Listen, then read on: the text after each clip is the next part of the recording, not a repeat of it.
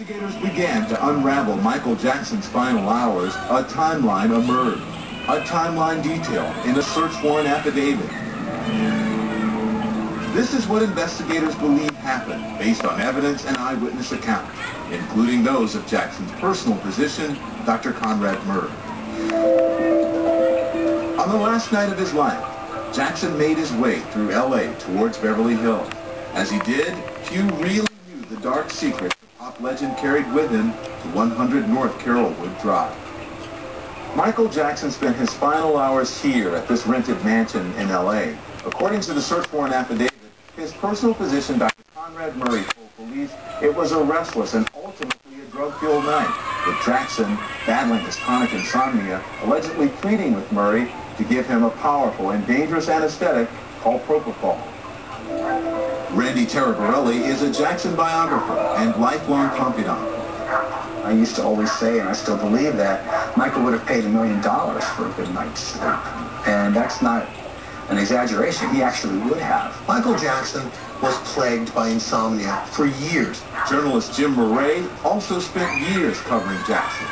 He was just plagued with this horrible inability to go to sleep, and he would rely upon doctors to provide him with medication so that he could sleep. According to police, Jackson's final hours beyond these windows involved a cocktail of drugs, allegedly administered by Dr. Murray. Based on the affidavit, Dr. Murray's efforts to get Jackson to sleep began with a 10-milligram tablet of Valium around 1:30 a.m. It didn't work.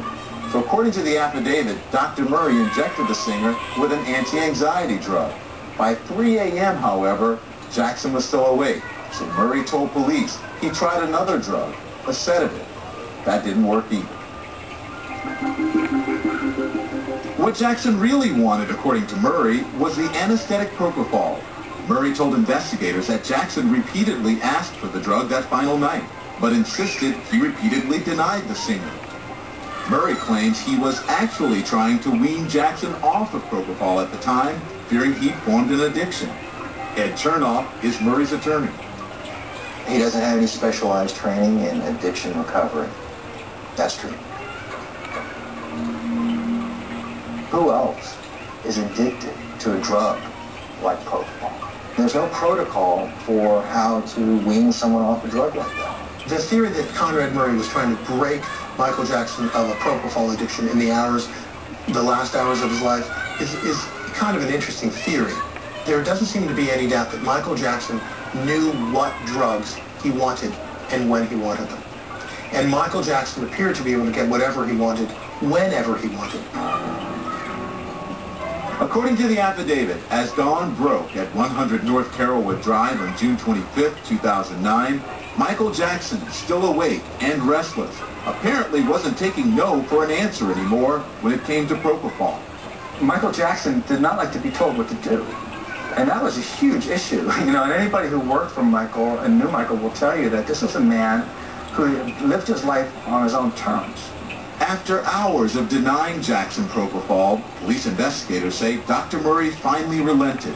At 10:40 a.m., he gave the pop legend 25 milligrams of the anesthetic through an IV drip, and Jackson finally went to sleep. According to the search warrant affidavit, at 10:50 a.m., Dr. Murray got up to go to the bathroom. A few minutes later, Murray says he returned to find his very famous patient no longer breathing. He began CPR. The cook at the house told me that there were certain things that seemed to happen every day, around 8, 9 in the morning. Conrad Murray would come downstairs for breakfast. He'd often be holding a canister of oxygen. But on this morning, the morning of Jackson's death, he didn't. It was much later, and he called for the children. According to the search warrant affidavit, Murray asked Jackson's eldest son, Prince Michael, to come upstairs and then continued CPR. And if you're putting the pieces together from a prosecution standpoint, you could argue that Conrad Murray wanted witnesses to say they saw Conrad Murray trying to revive Michael Jackson. At 11:18 that fateful morning, police say Dr. Murray made a series of 3 cell phone calls spanning 47 minutes. This timeline suggests that more than an hour had passed since Jackson was found not breathing. It is a timeline that Murray and his attorney fiercely contest. Yeah, I think it's clear that what they're doing is hypothesizing about the timeline. That's not what happened. That's not what the doctor told them. What is not in dispute is this. We have a gentleman here that needs help, and he's not breathing here. He's not breathing, and we're trying to pump him, but he's not. Okay. Okay, I'll listen. He's 50 years old, sir. At approximately 12:22 p.m., Jackson security guard Alberto Alvarez made a 911 call, and Los Angeles Fire Station 71 responded.